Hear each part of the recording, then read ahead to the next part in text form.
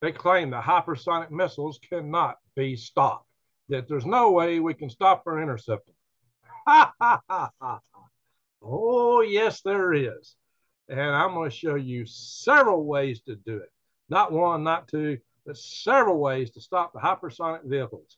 Now, imagine this. One of these concepts is for a impenetrable wall of interceptors covering an area of 43 square miles. You will say, no, Greg, it's impossible. Oh, no, it's not. Not at all. I have come up with a way to defeat these systems. And Vladimir Putin and Xi Jinping are going to be madder than a bucket of hornets. Their heads are going to explode along with all their generals and admirals and colonels. But not only that, we can stop the entire People's Liberation Army Navy from invading Taiwan. We can defend Guam, yes, and have better missile interceptors than what we have today. These things are all possible, and I'm going to show you how to do these things. Now, as I get into these concepts, I'm going to have to break it down one at a time, and I'm going to start with a big idea, and then I'm going to break it out and several other ideas. Now, by the way, bear in mind that all these things merit trade studies, extensive trade studies to optimize and find the best solutions for the use of any of these potential scenarios.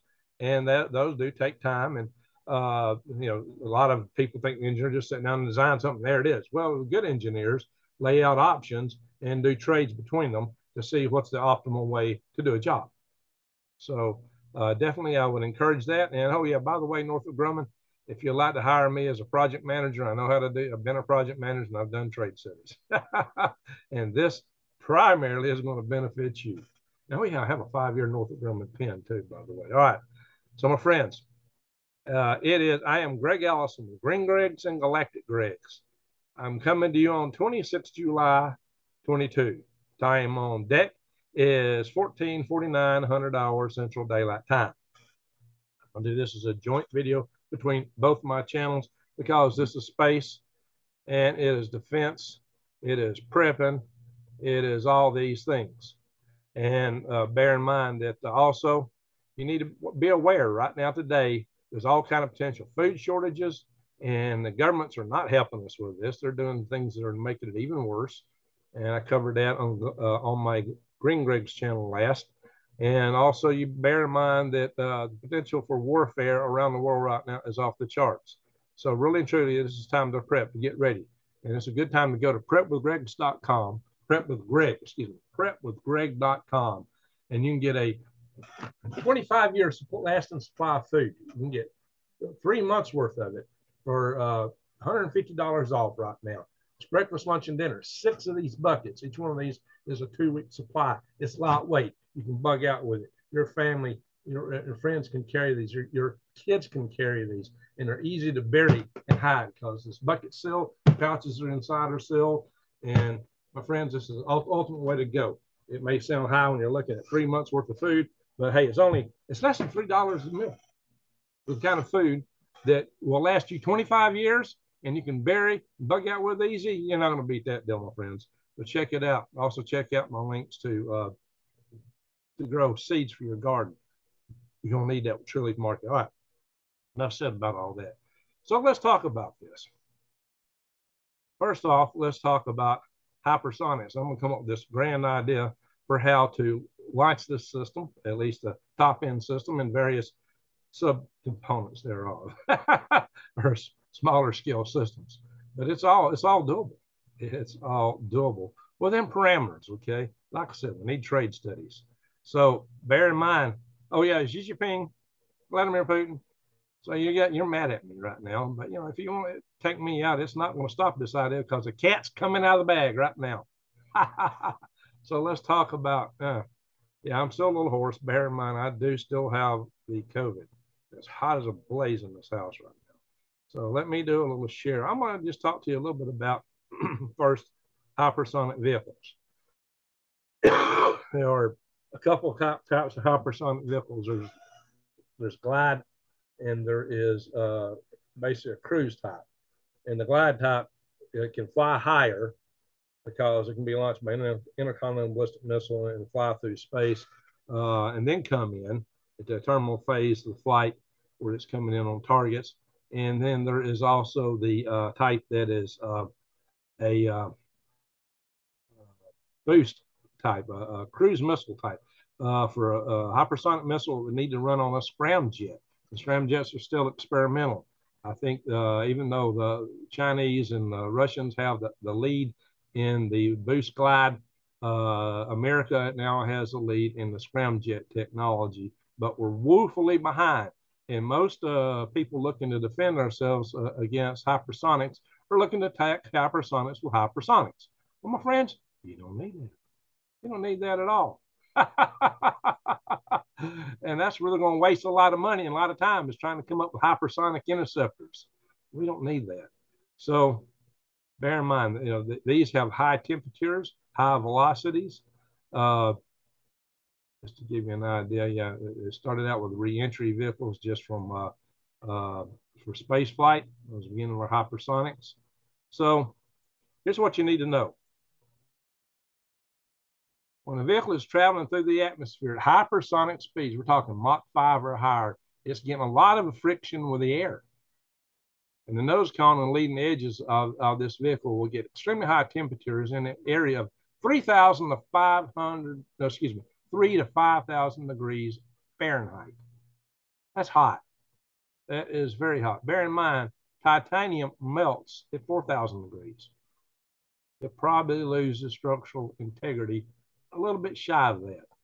So for these reasons, what they look at for these hypersonics is using ultra high temperature ceramic material. Yeah, hafnium carbide, tantalum carbide have extremely high melting points and high resistance to oxygen induced ablation. So yeah, ceramic materials are mechanically and thermally robust. Yeah, to a point, to a point. But what you got to know is this. All you got to do is crack that insulation. All you got to do is crack that insulation. Hang on, I'm going to stop sharing and come back here. All you got to do, if you got a vehicle coming in, it's hypersonic. Let's just say, let's use Starship as an example here. And it's got to have thermal protection where the heat's at. You crack that heat shield, it's over. And just crack it. Just crack it. It's over. And it is what? Ceramic. Remember the Space Shuttle Columbia? How it failed? It had only wing edges were reinforced carbon. Right. Along. And here. Actually, here. Down. Reinforced carbon. Especially I think right in here. Piece of foam. Just a little piece of foam. Yeah. Bang. Cracked one of those. And when she was at the very high, you know, already in the re-entry phase, real high up, it got so hot, the torch just went right through it and destroyed the subsystems inside the vehicle, and the whole vehicle came apart. One crack. These hypersonic vehicles, you know, they're smaller, so their systems are all compact. It is not going to take as much to take them out. And in fact, I would submit that a fragmentation device is all you need. You know, look, I've worked missile defense. You see this poster behind me? That was from the days when I was working SDI. That's a calendar actually from 1988. It says SDI 1988 across the top. I worked in the ERIS program, the Exo-Atmospheric Reentry Interceptor Subsystem. It was the daddy of the ground-based interceptor that Boeing has built and fielded in my old duty station at Fort Greely, Alaska, and at Vandenberg Air Force Base. So I know a little bit about missile defense. I know a little bit about kill vehicles. I know about kinetic energy impacts. Hey, we were looking at having basically like what we had to expand our vehicle for better the impact was a expandable cushion. Basically, it's like your cushion that you get for impact in your vehicle. The ones that blow up when you have an impact. Yeah, it was just a it was going to shoot gas in this plastic, and it was going to pop out. And just plastic, at the speeds of these reentry vehicles, is enough to totally wipe out the opposite side. I've heard some people, oh, head-to-head bullet would be using tungsten. No, they don't. You know, tungsten needed in this. You know, if you do a direct hit to head on the vehicle, just whatever's in the vehicle is enough mass at those velocities to totally destroy the other vehicle. In fact, we even thought at one time that just passing near another vehicle at those velocities might be enough to strip the electrons out and cause it to disintegrate. Yeah, it was found not to be the case. But there was a lot of analysis went into that. It looked possible at one time back in the early 80s when I was involved in this stuff. So all you need is a fragmentation device. Now, if you think about a fragmentation device, you can think about like a grenade. A grenade? Greg, are you serious? Yeah, because a grenade, just a plain old grenade, has a kill radius of 5 meters. It's over 15 feet. Over 15 feet, all the way around. Whatever's in that 15 feet, you're dead. Was the shrapnel? Yeah, never mind movies that show people running around with grenades going off all around. Yeah, if you've ever been in the military and you chain with real grenades, you know better than that crap. And frankly, they can actually throw shrapnel 230 feet, but the effective kill radius is 5 meters. So imagine this. Imagine we have a vehicle that can throw out a whole lot of interceptors, a whole lot of them. And these interceptors would basically be like fragmentation devices, like grenades, and they would have wings and maybe a rocket motor in the back, and perhaps divert thrusters to give them some extra directionality. Imagine that. That's one thing you might do. Now, if you've got a kill vehicle coming at you, let's say this is the enemy hypersonic missile. The thing that's characteristic of hypersonic missiles is they're maneuverable all around. And, you know, certain parameters. They're not going to go like this, but, you know, they can definitely change courses. So if you're going to target one of these guys coming in at you, one smart way to do it would maybe to use this, say, 3 devices. Come at it with 3 different directions. And then if it diverts one way or another, the one on the side it's diverting to intercepts it, or comes at it and intercepts it. And if you're using a fragmentation device, you don't even need a direct intercept. You don't need a head-on-head collision. Just detonate close to it, crack the shield. You'll probably blow the whole thing up. But just if you can just crack the shield, it is going to come apart. It's not going to survive.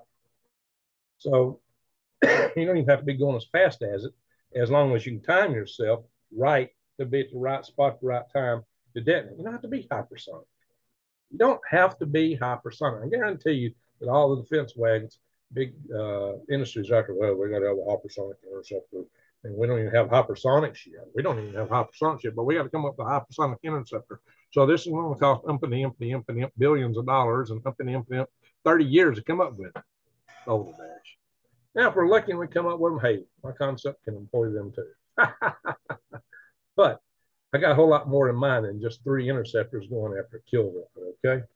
So imagine this. I was inspired when I did the video on galactic rigs yesterday when I was talking about a rapid response launch vehicle to carry cargo from one spot to another, point to point on the surface of Earth. And I said that, you know, your SpaceX Starships, you know, can be useful, perhaps. I'm really doubtful about this. The logistics is so horrendous. I'm very doubtful about it, but still, it's a possibility. But, you know, this whole thing, the idea that you want to get from point A to point B in an hour, no. You got to spend probably 4 hours just filling these things up. But a solid rocket booster, oh, no. They're ready on demand. You hit that torch, baby, and she's flying. Get the igniters inside the system. Oh, yeah, I know what the igniters look like. Look, I have been to Promontory where ATK, now north of Grumman, the whole company, builds the solid rocket boosters for what was originally the shuttle and now coming up the Space Launch System. I've been all through those factories. I know how those things work. I've been in. I worked solid rocket boosters when I worked the Ares 1 program. I worked Ares 1. That's what I did. I worked solid rocket boosters. I know all about them. Not only that, I know about solid fuel grains and hybrid rocket motors too, because this is one of my rocket motors. So I have worked a lot of rocket motors. And just to kind of give you an idea, this is the space shuttle. The space shuttle had two 4-segment solid rocket boosters. Now, each one of these produced 3.3 million pounds of thrust and burned for 2 minutes. The Ares 1 rocket has 2 of these on board, but they are 5-segment boosters or longer. They have an entire segment added to it for fuel. So they're longer and they burn longer, a little bit more than 2 minutes, and they produce 3,600,000 pounds of thrust apiece, 3.6 million pounds of thrust apiece instead of 3.3. Excuse me, so I got the COVID. So my inspiration to match a SpaceX Super Heavy was to use 5 of these. 5 of these will give you 18 million, well, not off the shuttle, but off the Ares. 5-segment boosters will give you 18 million pounds of thrust. There's never been anything that big once before. This that would even be more powerful, just a bit more powerful than these first stage Starship, the Super Heavy, as SpaceX calls it. Well, what can you do with that? Well, let's say I want to load it up with a payload fare and just load it up with submunitions. And let's say a grenade. What's a grenade? A pound or 2?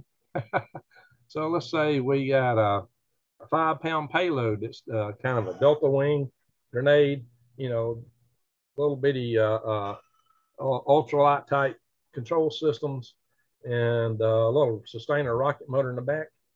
What, 5 pounds? I bet you can do that, 5 pounds. And let's say we decide to make the payload not 18 million pounds, but 15 million pounds. 3 million submunitions on this launch vehicle, just from the first stage alone. So, my idea was, you could build these things with like 3 different stages. Let's call them SRB-5 for the SRB-5-1 first stage, which would have 5 boosters. SRB-5 second stage, which would be 3 of them if you decide you needed a second stage. And you can even put another solid rocket booster up there as a 3rd stage if you wanted. So you could have a total of 9 SRBs all stacked up. And even that first stage by itself would put out more than enough thrust to lift a fully fueled Starship. If on top of it could be a 4-stage. Holy smoke. Imagine how far that would throw it. You'd have over 6 minutes of burn time if you had 3 stages of solids, or over 2 if 1 stage, and over 4 if 2 stages. So it all depends on how you want to scale this, what your mission objectives are, how much payload you want to throw out there. But if you're trying to protect Guam or someplace like that from hypersonic missiles, which Guam is going to need some serious protection. A lot of our military bases in Okinawa, Guam, military bases in Japan, even military bases right here in the United States could use a kind of protection system that we'll talk about. You don't have to send stuff thousands and thousands of miles. But just imagine. Here's the thing. What I said, a grenade has fuel radius 5 meters. So let's bring it in. Let's just say we're going to take, what's 5 meters? So 15 foot. Well, let's just square it up. And let's cut a piece of that circle out and just go 10 foot out each way. And we'll create a square 20 by 20 around this fuel vehicle that we just devised. So what does that give you? It gives you 400, 20 by 20, 400 square feet. 1 kill vehicle with its shrapnel could cover. Well, yeah, we just talked about 3 million of them, right? If you threw 3 million of these things out there, if you threw 3 million of these things out there, my friends, 3 million times 400 square feet is 1,200,000,000 square feet. Let's say that again. That's 1,200,000,000 potential square feet to be covered. Guys, how many square feet are there in a mile? Square mile. 27,878,400. Divide that into the 1,200,000,000 and you get 43 square miles. 43 square miles with 3 million interceptors in it, each totally able to create shrapnel to take out anything in that area. Okay, I do recognize there's issues with that. Hang on. Hey, guys, just if you had to ray them up here and detonated them, and all that shrapnel falling would create a curtain of debris that any hypersonic vehicle would have to go through. And you could just fire them off in successive waves and create successive curtains to take out various and sundry kill vehicles trying to slip through. Or hypersonic vehicles. Yeah, your vehicles are kill vehicles. Okay. So now think about this, warheads, I should say. You can take out all these warheads. Uh, now, indeed, if I've got a big payload section at the top of, let's say this is a big payload bearing, flying at the top of this huge booster, and it comes out, you could just open it up, clamshell, and let all these things spread out, or you could have like a drag chute and pull a big pallet out. Whole inside of it could just be hauled out and be a big cylindrical pallet that start releasing all these munitions. But one way to better, so how do you disperse something that widely in that period of time from something like this? So probably a way to do that would be to have little sub vehicles within here, like you got a mothership and you got daughter ships with granddaughter ships, which would be the sub munitions. So you might could have missiles coming out of here going different directions to get that wider dispersion. And then from them, you get the dispersion. That's one way to look at it. Another way to look at it is not to use a SRB5 first stage, but use the SRB5 third stage to be one booster. One booster, one solid rocket booster made into a missile like the Ares 1 rocket, except it used a 4-segment booster instead of a 5-segment booster, could cover an area of over 8 square miles. Same thing, 8 square miles. So you might want just to have a succession of, Ares 1 type boosters that would launch. Work on Ares 1, guys. We might have just a system of these that would launch and throw out all this payload. Oh yeah, I can show you the Ares 1X had a huge payload shroud. So it was to mimic the upper stage that was planned at the time. So thinking about this, guys, this is a lot of capability. And even then, you might want to have some kind of sub-munitions to help disperse it around. With 8 square miles, it's still a huge area. So, this is part of where you got to have some trades involved. Just one area to look at for trades. I'll show you, that we could scale this down and have smaller versions just coming out of missiles, maybe as small as the Atacms missile, which could be launched from HIMARS or MLRS. So bear with me. And there's precedence for that. I'll show you a little bit. The Atacms missile once had some munitions, and Northrop Grumman was actually trying to develop a smart one called BATS. Brilliant anti-armor or anti-tank. Yeah, brilliant anti-tank. I'll show you all that in a little bit. I'm going to go through these things and show you. So think about this. You could cover an area 43 square miles with just a curtain of total wall of interceptors, all set to go off fragmentary. And maybe out of them, they would pair off in threes and chase out various hypersonic missiles if need be. Probably don't even need that if you got that kind of wall. As soon as they come in, you get close, you detonate that signal of the wall. Of course, they're going to stay up for so long, but you would time it all when you see the things incoming and then launch. So, yeah, we'll have satellites, hopefully, with heat signatures up and watch these things coming. Uh, so, all right. Um, another system that could be deployed that's totally different would be using lasers. Oh, there. Let me go back to these launch stuff. Imagine this. If you've got if you got this SRB-5 booster, first stage, second stage, whatever, even if you got to have a second stage, give you the extra throw weight, so you might be able to launch it from Okinawa, or better yet, Guam. It's not far away. It's 1,500 miles from Taiwan. Okinawa was 500 miles from the Taiwan Strait. So if you wanted to have something where you could launch a lot of sudden emissions at the Taiwan Strait, could hey, let's just go from 3 million. Let's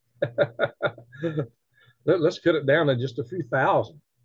If you could rain thousands of missiles, interceptors, kill vehicles, warheads down on the Taiwan Strait, you could stop the entire the entire Chinese invasion fleet of Taiwan. All their landing craft come across, you blow them all out of the water. Every one of them. Sink every swing in one of them. One fell swoop. And you can throw another wave in to mine the waters, keep them sending more. Oh, yeah. Missile defense, regular missiles, all these things that China has got the rocket forces. They want to fling at Guam, Okinawa, all these places like that. And they start shooting those things out. We fire these back. First, we fire back the interceptors. Then we fire missiles that have the cruise missiles on board. I talked about the arsenal ship concept for cargo ships and rockets in my previous video on Galactic Dregs. I talked about stormtroopers, SpaceX stormtroopers. And I talked about this AGM 158, JASM, JSSM, which stands for Joint Air to Surface Standoff Missile. It's a cruise missile. It's got a range of about 1,000 miles. You can fling hundreds, thousands of these things over into China where they got their rocket forces, and you could take out their stuff. Whenever they have launched the command and control centers, you could obliterate them. You could obliterate their command and control centers. You could obliterate whatever missiles they haven't launched already, and the ones that's in flight, hey, off these walls of interceptors. Yeah, that'd be the way to do it. Now we're going to talk about more sophisticated interceptor technology, like brilliant pebbles. I'm going to show that in here. And I'm going to show some of our other interceptor missiles that we've got, just briefly. I'm just going to blow through them here real quick, give you an idea. Some of these others could be converted to platforms that could carry some fewer number of interceptors, make up a small version. What I talk about, if you want to go after one of these guys and say maybe you want 3 interceptors, you could fire 3 Aegis ashores, offshores. You could fire 3 THAADs at it. But maybe you can have submunitions and do it more effectively. Because 3 THAADs after 1 missile that's a lot of work. And we don't have that many THAADs out there. Attackings for short range, when you start coming in, especially for the tactical missiles like the Kinzhal that Russia made out of the Iskander missile, there's ways to stop those. And you might could use the smaller missile platforms like putting an attackings on HIMARS or in the local launch rocket system. Of course, if you're giving attackings to Ukraine, ooh, that would have some range and power then. That might be scary. But in any event, these are the ways we can stop hypersonics. I mean, guys, if outside of Minot, Air Force Base, you put a bunch of these, you could protect the SAC fleet and even the missiles in the ground from even the direct regular ICBMs. And also, once you're in the terminal phase, I don't care what hypersonics you got, what the maneuverability is. Once they're homing in on target, they're coming on target. They're not going to be maneuvering a lot at that point. So it's going to be easier to get them. So if you have, say, some single SRB rockets sitting around with a whole bunch of interceptors on them, that many interceptors, they can stop all kind of stuff, to stop one launch. So I think that's the real way to do it. Submunitions. So this Arsenal cargo ship inspired me. The idea of the rocket arsenal ship.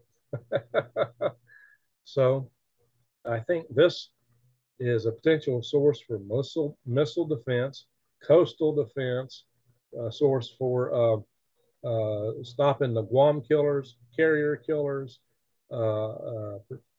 defending Guam, Okinawa, stopping the Chinese invasion, taking out the entire People's Liberation Army Navy. Yeah, you can take out the whole Navy. You can take out the whole rocket forces. You could end instantly any invasion they wanted to fight. Xi Jinping is probably hopping mad now. Why not? People will throw 1,000 reasons. Why not? But really, it's engineering. Yeah, you might have this problem or that problem or this problem or that problem. It's all engineering. I just gave you a broad parameter to do what they said can't be done. All right? That's just engineering too. It can be done. Well, there'll be trade studies and alternate work and things how you get to these actual solutions, how you really implement it. These things are doable. Let's do it. Let's go through. Let's do some more screen shares. Kind of go through some things here real quick. I don't want to spend a lot of time on it. But here's a hypersonic missile on a B-52.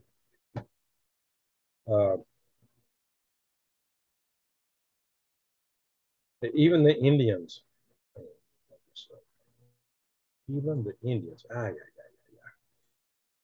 in on this. This is an Indian hypersonic research missile. I mean, the Indians are smart people, guys. They are smart people. Fight Zoom to try to get the next tab. Every time I try to get to it, the Zoom controls go down. Oh, jeez. That's another here. This is another Indian vehicle. Fortunately, Indians are not our enemies. All right, here is the Artemis 1 launch vehicle. Here is your 5-segment motor. 1, 2, 3, 4, 5. Got your forward skirt up here with avionics. There's some avionics, mostly TVC control materials down here in the aft skirt. Nose assembly no longer has parachutes in it like it did with the shuttle tank. It's easier to be expendable. Now, to make this whole thing cheaper and lighter weight and have more payload weight, you could come up with a composite motor case, and that would make them burn up better on the entry too than the heavy duty cases that these systems have. Filament wound case. That's what Aerojet was looking at doing at IUCA at one time. Got shut down. All right, here's your Ares 1 launch vehicle to give you an idea. This is a launch vehicle. They had a 4-segment. They had a dummy 5th segment. But it's a 4-segment SRB. My friend David Hewitt came up with the idea to put stripes on it like the old Redstone rocket and the V2s before it. So let's see. Okay.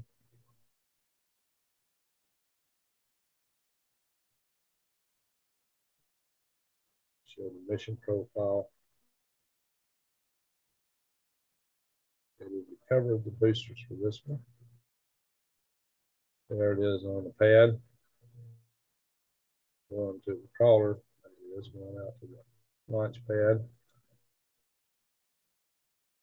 There it is just being launched. So this is the kind of thing we're talking about right here. You could do. You see that big upper stage simulator there? There was no upper stage there. There was no actual round capsule in it. But you got a huge area for payload that you could put on a booster like this. A huge area. You could put a whole lot of submunitions in there. You could really pack it with a lot of stuff. This has been done. We've flown this. So this is not outrageous. Oh, but Greg, it costs so much. Well, compared to the kind of defense you're offering, no. And Greg, what about production capabilities? Well, the plant at Promontory, Utah, where Northrop Grumman produces these solid rocket boosters, used to be Psyche, then became ATK, now it's Northrop Grumman. They set up to produce, and originally they were going to fly 60 shuttles a year. We never flew 60 shuttles a year. So we could probably produce over 100 of these solid rocket boosters there. I would say 120, except we're doing 5 segments instead of 4 segment boosters. Because the Artemis program is only looking to use 2 to 4 a year. It's not that many. Here's another solid rocket booster, Athena 1 rocket.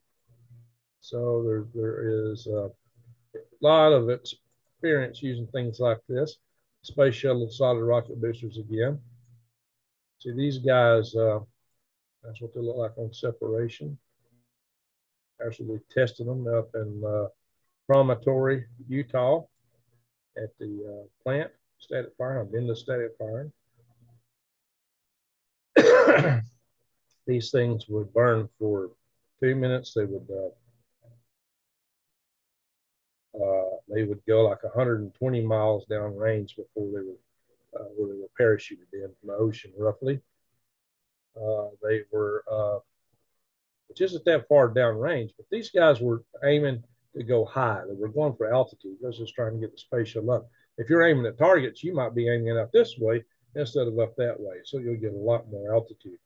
So they made it to an altitude of 28 miles and made about 200 some odd, 122, excuse me, 122 nautical miles downrange to the ocean. So you get more cross range if you're not going so high. But you might want to go high if you're taking out high ICBMs. But then again, if you need more range from the basic boosters, you can always make this thing a second stage system and get 4 minutes of burn time instead of 2. And like I said, these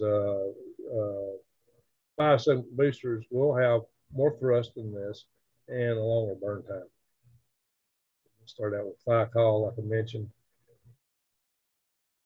in ATK, and is now Northrop Grumman. So that's a thrust profile.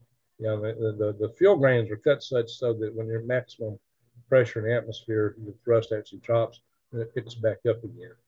That's the way they star the fuel grains just right so they'll burn in that profile. All right. This is the JASSM, the AGM 158 JASSM Joint Air to Surface Standoff Missile with a range of 1,000 miles. It's a cruise missile. See, Lockheed Martin makes this. This is what one of the missiles I was mentioning for your palletized weapon systems to come out of an arsenal ship, airship, cargo ship, or rocket ship. Now, this is brilliant pebbles. I want to show you this because, yeah, there is no tungsten or anything in here to act as a ward. This whole thing, just its own mass, colliding with an object will take out the object it collides with. These things, you may have seen the video of these things flying around in a building, diverting back and forth with nets around them. With these divert thrusters, you can fly these things kind of like a helicopter, but just these divert thrusters. It's very directional. You can get a lot of thrust out of these and really chase down a payload. So if you really want to chase something down, you got the forward velocity order given you by the rocket boost, you're practically hypersonic, especially if you're at high. You could have a lot of maneuverability with a system like this. So a brilliant pebble is a decent alternative for these collision devices I was talking about. Put a fragmentation grenade in it up here, a warhead, to give you that extra. You don't have to hit it bullet to bullet if you're going after hypersonic. If you got enough of these, chase them down the hypersonic vehicles. And look, we could put thousands and thousands of these in the kind of vehicles I'm talking about. We need these in orbit too to protect us up there from the glide phase of these various systems that can shoot at us. If we have enough of these, we could have a total, I believe we could have a total missile defense system. This is the descendant of the program I worked on. It's based in Fort Greely. It's an anti-ballistic missile developed by Boeing. You got this one is at a silo at Fort Greely, Alaska, Naval Duty Station. They got them at Vandenberg too, but it's more at Fort Greely. These are meant to take out intercontinental ballistic missiles. They're not good for taking out hypersonic missiles at all. And there's a limited number of these, so they're, this will not take out a full-scale Russian attack. These were scaled to be able to deal with North Korea, and only North Korea, not Russia or China. They got way more missiles than this system could take care of. Aegis ashore and Aegis at sea on the ships, those missiles might be a lot better for overall defense because we do have a lot more of them. But still, we can't really cover a full launch suite. Now, you could take a few of these missiles, again, and put in some munitions instead of the warheads they got. And who knows, maybe that way you could come after a hypersonic missile. That's a trade study somebody can figure out down the road. Yeah, I give it that. And here's the Aegis ballistic missile defense system. These were originally developed to be launched from ships. And this is what she looks like. You got the booster, you got these other stages in here. You got the kill vehicle here, guidance section. Yeah, we got something like this back on this other page. I'm going to show you this guy.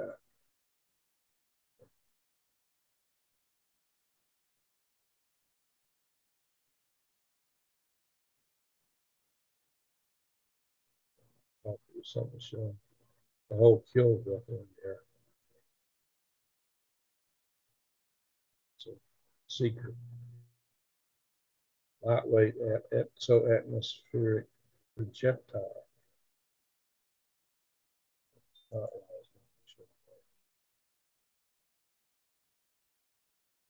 Okay, there's some earlier anti-ballistic missiles.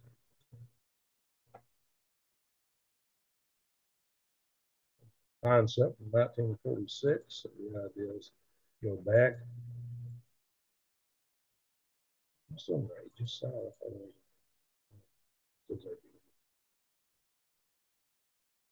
Hmm.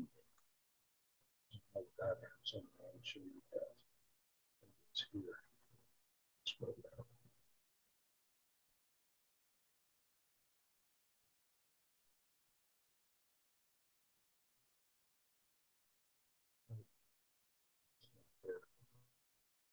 Oh well.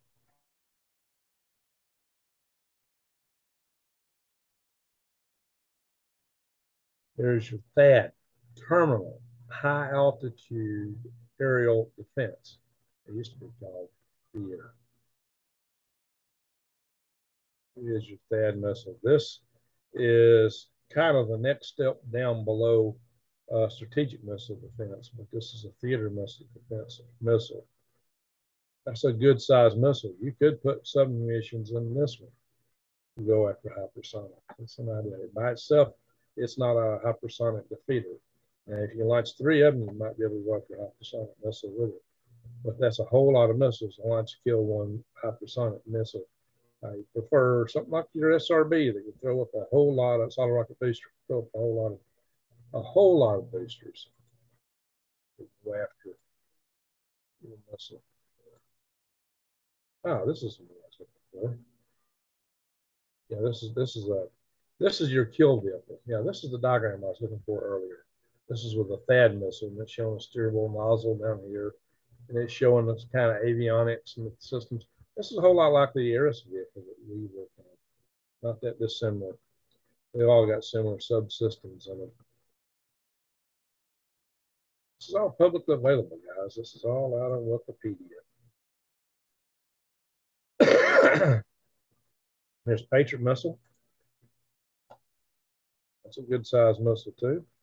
We're all familiar with that. That's a good surface to air missile. It's good for taking out a lot of bad boys. They were very effective in the first Gulf War. In the second Gulf War, my son worked in the Patriot. The Patriot project office used to be right next door to me when I worked in missile defense. These were developed in Huntsville, Alabama, just like so many other missiles. Yeah, so Patriot was developed at Redstone Arsenal. Hey, come see me do video.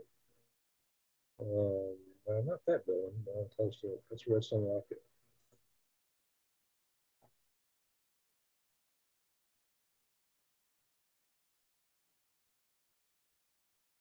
So look here. Iron Dome, this is Israel's version of missile defense. Of course, they're just shooting at cheap rockets with not anything sophisticated, just regular rockets that Hezbollah or somebody might fire at them. But it's just to give them a pretty effective defense. That might be more like submunitions would be fired from our systems. And now here we go. The MGM-140 ATACMS rocket, which is launched from the M270 multiple launch rocket system or the M142 HIMARS. This is from the M270 multiple launch rocket launch system here. This is a big, short, blunt missile that's got a HIMARS or a multiple launch rocket system could, in these launchers, this could carry two of them. HIMARS could carry one.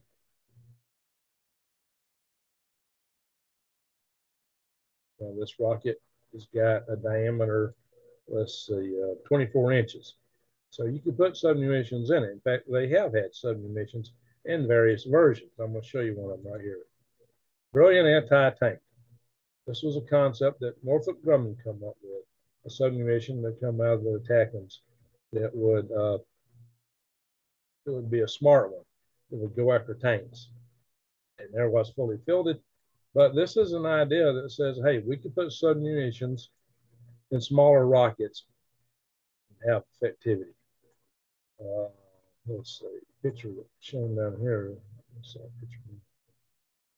Anyway, so there we go.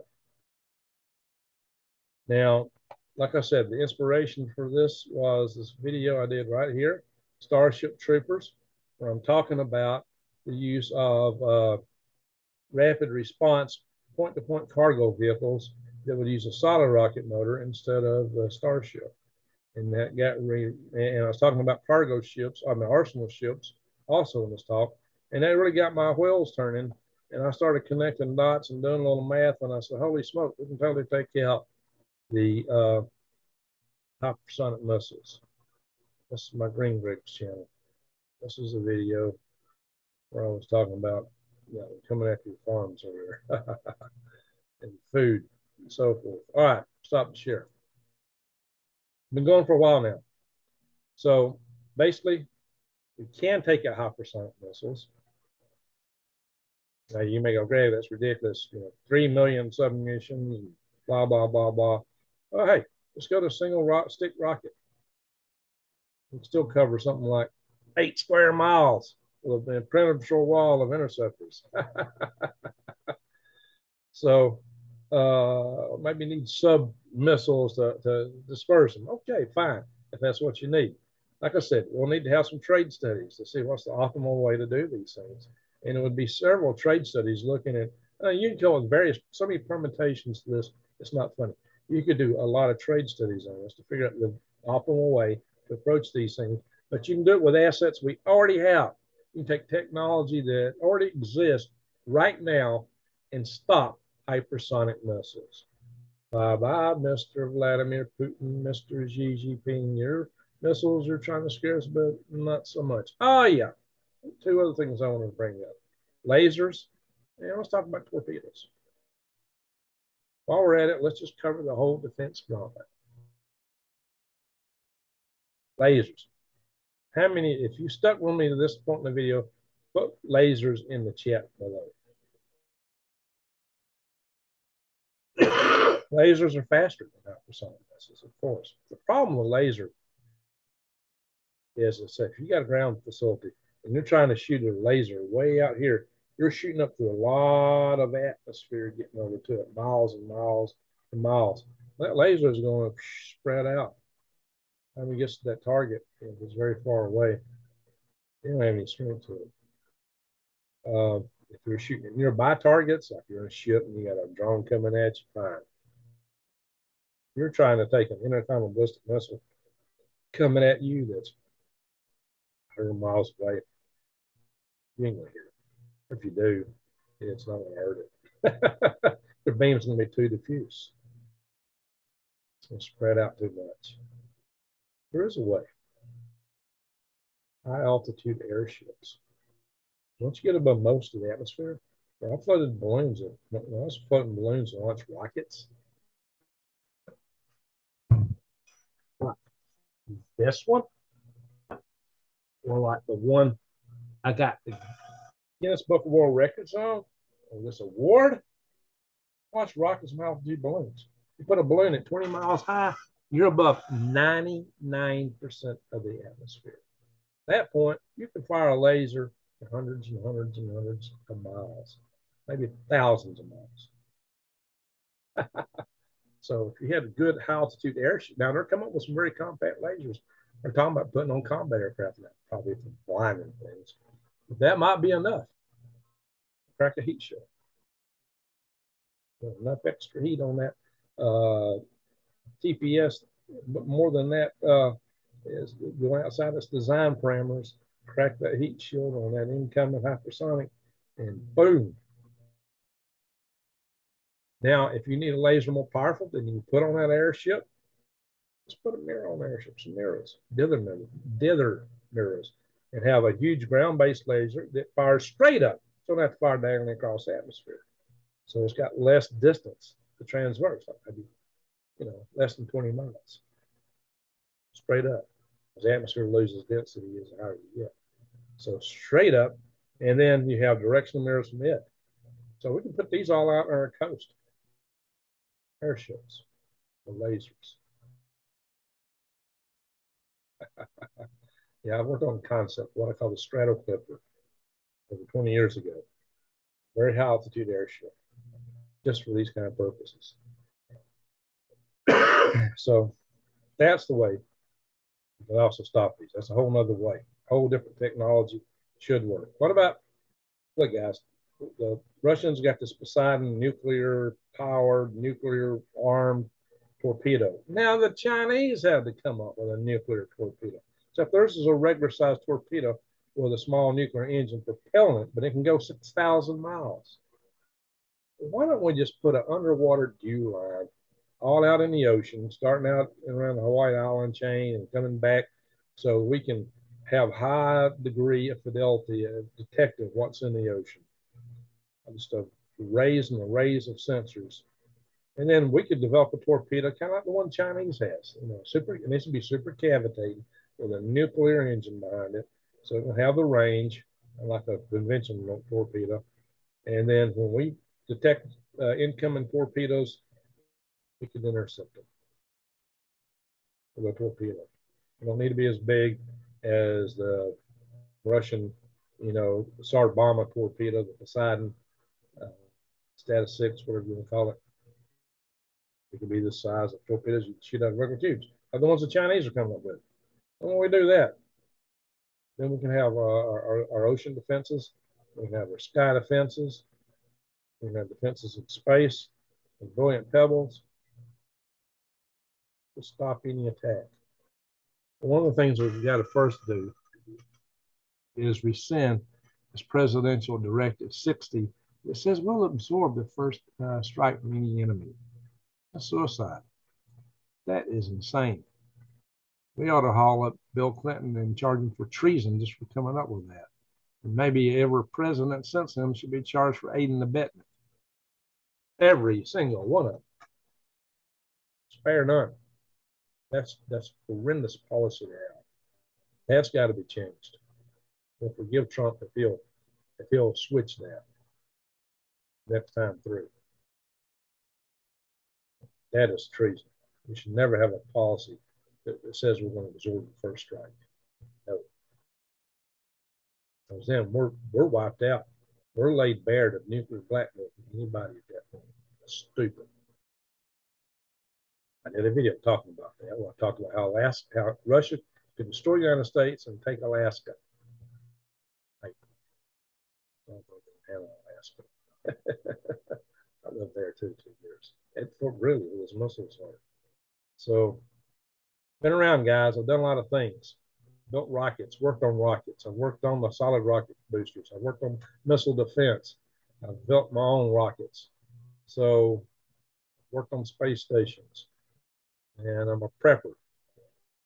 I got a log cabin I built. I got a worm farm out here. I got market garden.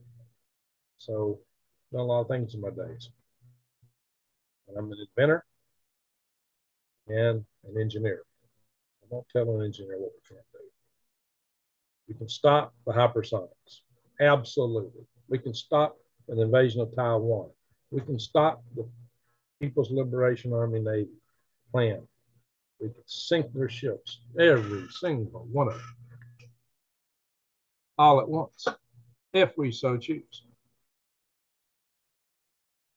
So I hope Xi Jinping is quaking in his boots. Hey, I don't want to attack you. Just don't start anything, okay? You had a great life going there in China until you got all kind of military adventurous on us. Now your whole country's imploding. Tisk. The whole world looked up to you. We were so happy to trade with you. Look what you did. Tisk. Hey, Chinese people, consider that. Anyway, all you American school kids that think communism is so great, tisk. Hi, guys. Then I'm going to say thank you for watching. Subscribe, bang that notification bell, click all, and